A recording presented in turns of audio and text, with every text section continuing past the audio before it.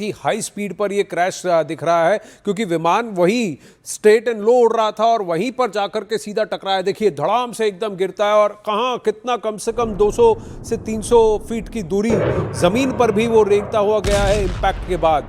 ये देखिए जोर से धमाके से इम्पैक्ट आता है, धड़ाम से इम्पैक्ट आता है और फिर आग निकलती है, एक्सप्लोजन होता है और जो काला धुआं निकल रहा है वो फ्यूल के जलने की वजह से सीधा, और फिर जो सफ़ेद धुआं है वो वहाँ की रेत, क्योंकि अल मखतूम एयरपोर्ट के इर्द गिर्द पूरा रेगिस्तान है और वहीं पर ये क्रैश हुआ है। आप देखें दुबई से जो ये तस्वीरें आ रही हैं। एयर कमोडोर जीजे सिंह हमारे साथ हैं। जीजे सिंह साहब, जो दूसरी तस्वीर है जो कि दुबई अल मखतूम टर्मिनल, कमर्शियल टर्मिनल से किसी ने बनाई लग रही है, वहां ये दिख रहा है कि अचानक से करीब 200 फीट की ऊंचाई से ये इसका एक सडन ड्रॉप है। तो क्या ये मनूवर गॉन रॉन्ग हो सकता है या कुछ और? क्योंकि बर्ड हिट नहीं दिख रहा, क्योंकि कोई बर्ड वहां दिख नहीं रहा कोई, और विमान से क्रैश से पहले कोई धुआं या कुछ आग नहीं दिख रही। जी, ऐसे लग रहा है कि इसके अंदर कुछ टेक्निकल ग्लिच भी हो सकता है, क्योंकि देखिए जब फाइटर जहाज टेक ऑफ करता है तो वो फुल थ्रॉटल पे होता है। इसीलिए आप देखते हैं कि वो टेक ऑफ के अंदर वो फुल थ्रॉटल पे जाके जमीन के अंदर टकराता है। तो काफी देर तक आप देखते हैं कि वो जो रेगिस्तान है उसके ऊपर भी काफी देर तक वो खींचा गया होगा, ऊपर रब किया होगा उसने। और साथ में ऐसे मुझे लग रहा है कि सिंस ये घटना जो है ये दुबई में हो रही है और दुबई के अंदर जो हमारी सिक्योरिटी है वो वैसी सिक्योरिटी नहीं होगी जैसे कि हम अपने देश के अंदर करते हैं, क्योंकि दुबई जैसी जगहों के ऊपर मैं देखता हूं कि हमारे पाकिस्तान खास करके काफी उनका भी इन्फ्लुएंस रहता है वहां पे।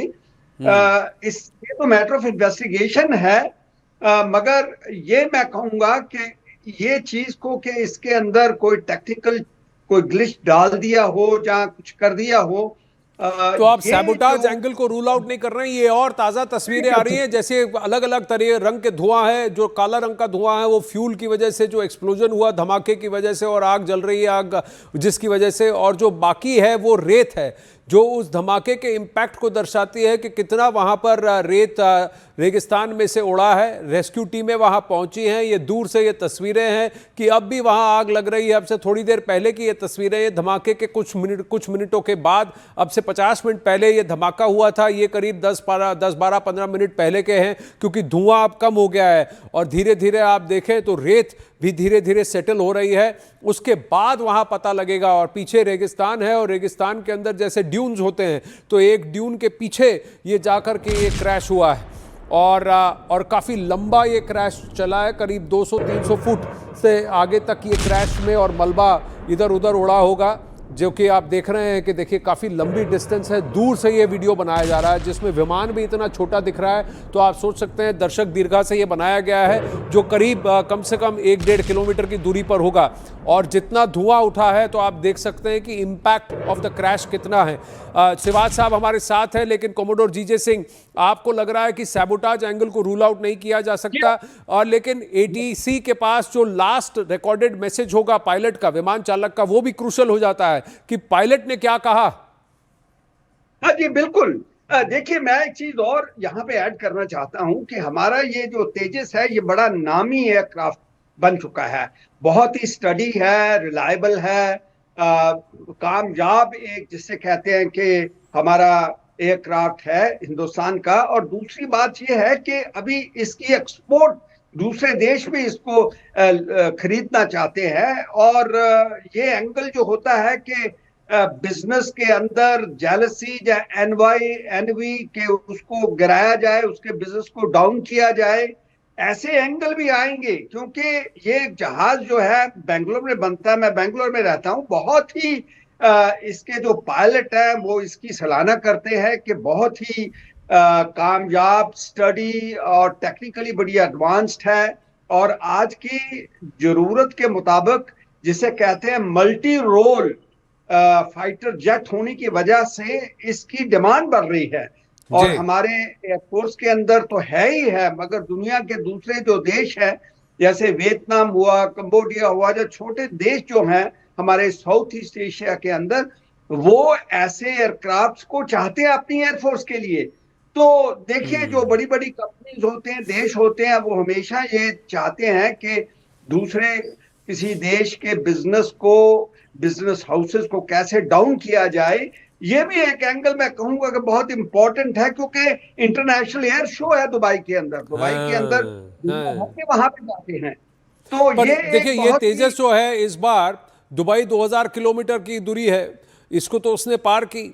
और ये एयर शो का आखिरी दिन है, 17 से 21 नवंबर ये एयर शो चलना था, और 17, 18, 19, 20 सब जगह ये तेजस का डेमोन्स्ट्रेशन बहुत बराबर चला है। इस पर कुछ पाकिस्तानी हैंडल्स ने अटकलें भी लगानी शुरू की थी कि इसके अंदर से जो कंडेंस्ड वाटर का जो ड्रेनेज है उसको उन्होंने ऑयल लीक करार देने की कोशिश की थी, और पीआईबी ने इसको क्लैरिफाई किया था। ये कल की बात मैं आपको बता रहा हूं। तो कहीं ना कहीं लोग बैठे थे, किसी तरह से तेजस का मजाक उड़ाया, एचएएल का काम को, भारत की आत्मनिर्भरता पर प्रश्न उठाएं। पर कोमोडोर जीजे सिंह, एयरक्राफ्ट्स में और इस तरह के एयर डिजास्टर्स होते हैं, F-35, F-16 भी क्रैश हुई हैं। ये ऐसा नहीं है कि बाकी कोई एयरक्राफ्ट कभी क्रैश नहीं हुआ हो। नहीं, मैं आपकी बात मानता हूं, क्योंकि आफ्टरऑल एयर शो है। मगर वो एयर शोज के अंदर क्या होता है कि जहां तो जब जहाज उड़ रहा होता था उसके अंदर होता है, यहां पे तो मैं देख रहा हूं कि टेक ऑफ के टाइम जब एक पायलट होता है, देखिए हमने भी हवाई जहाजों का फ्लाइंग का एक्सपीरियंस है हमें, उसके पूरे चेक किए जाते हैं।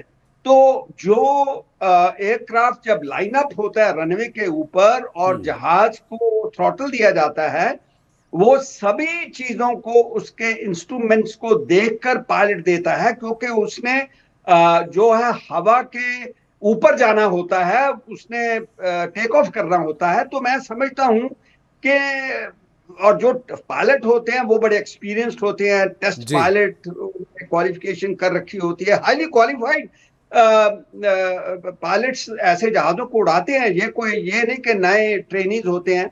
और एक एक्सपीरियंस्ड पायलट, टेस्ट पायलट, और वो भी जब इंटरनेशनल एयर शो के ऊपर जाता है, और वो जिनके पीछे काफी घंटे, जिसे कहते हैं आवर्स ऑफ फ्लाइंग होती है ऐसे जहाजों के ऊपर, वो गलती नहीं करते। जी। मगर जैसे आप कह रहे हैं वो भी एक एंगल है, मगर मुझे शक आ रही है कि ऐसे जहाज टेक ऑफ के ऊपर उड़ना और फिर एकदम नीचे आ जाना, ये कोई टेक्निकल ग्लिच डाल दी गई हो, जहां कुछ बात की गई हो। क्योंकि पाकिस्तान तो पहले ही इसके ऊपर प्रश्न चिन्ह उठा रहा था, शक डाल रहा था लोगों के दिलों के अंदर। तो अब वो इसकी और निंदा करेगा कि देखिए एयर शो के अंदर उनका जहाज गिर गया, वो बड़ी जी, बात कर रहे थे। नहीं, मैं इसी साल की आपको बात बता दूं दर्शकों की, 28 अगस्त 2025 को पोलिश F-16 क्रैश हुआ था रेडॉम एयर शो रिहर्सल में, जिसमें कि पायलट की मृत्यु हुई थी। और वो रेडॉम एयर शो उस वक्त का फिर कैंसिल